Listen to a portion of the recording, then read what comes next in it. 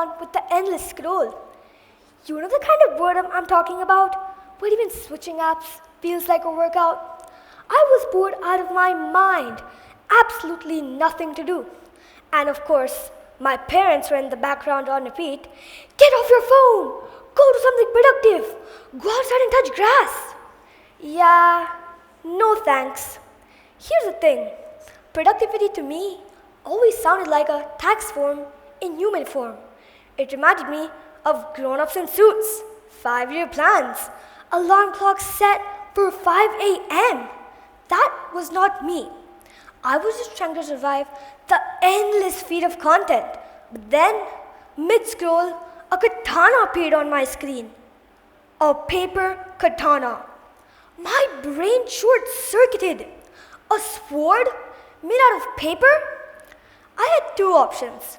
Laugh, keep scrolling, and return to my professional career as a couch potato. Or try folding this ridiculous masterpiece myself. And for reasons still unknown to science, I chose option 2.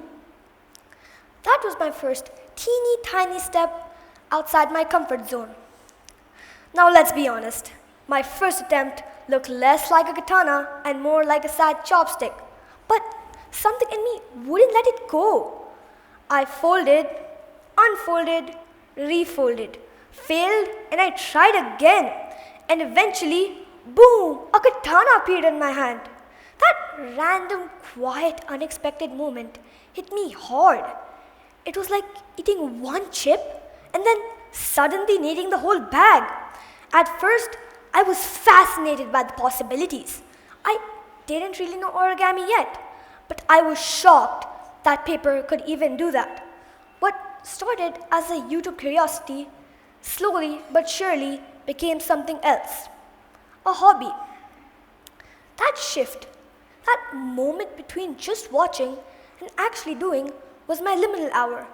And curiosity carried me further than I ever thought it would. It actually took me all the way to India, where I actually stayed with my aunt who knew origami. One afternoon, she handed me a sheet of paper and said, "Let me show you something." Her fingers moved slowly, gracefully, like her folds were second nature. I tried to follow, but my clumsy attempts fell flat. At one point, she tilted the paper at an angle that was just right, an angle I hadn't noticed before. And suddenly, the shape made sense. That tiny shift in perspective opened a whole new world for me. That was the moment I truly understood. Origami wasn't just about folding paper. It was about seeing differently. And that's when it clicked. Productivity wasn't about checklists or rigid routines. It's about curiosity. Not doing more, but daring enough to engage with the world. Origami has always been that kind of invitation to me. Akira Yoshizawa felt it too. He started folding at age 7, learning from his grandmother's hands by a candlelight. After losing his parents, paper folding became his way to heal. That single paper can carry the weight of grief and then transform it into beauty. And then there's Lillian Oppenheimer. She started folding at age 7, learning. She didn't just fold for herself.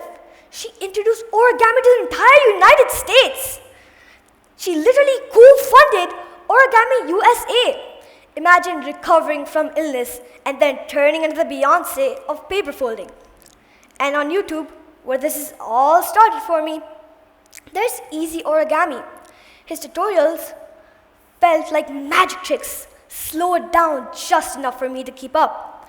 And then there's DIY crafts from A4 paper. His tutorials felt like therapy, slowed down. When I think about all these people, I see a pattern. Origami isn't just about perfection or beauty. It's about the fold in between, where the paper looks wrong, crumpled, or unfinished, before suddenly transforming into something alive. That's exactly what life feels like.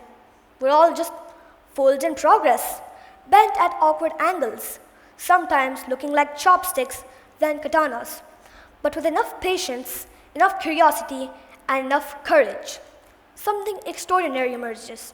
So, here's my message, and I'll give it to you early so you don't have to wait until the credit rolls. The smallest twist in your boredom, the tiniest fold, can open doors you didn't even know were there. So, always try to step outside your comfort zone, because it can spark something you carry for life. For me, it was a katana, and for Akira, it was a crane. And for you, it could be something just waiting one scroll away.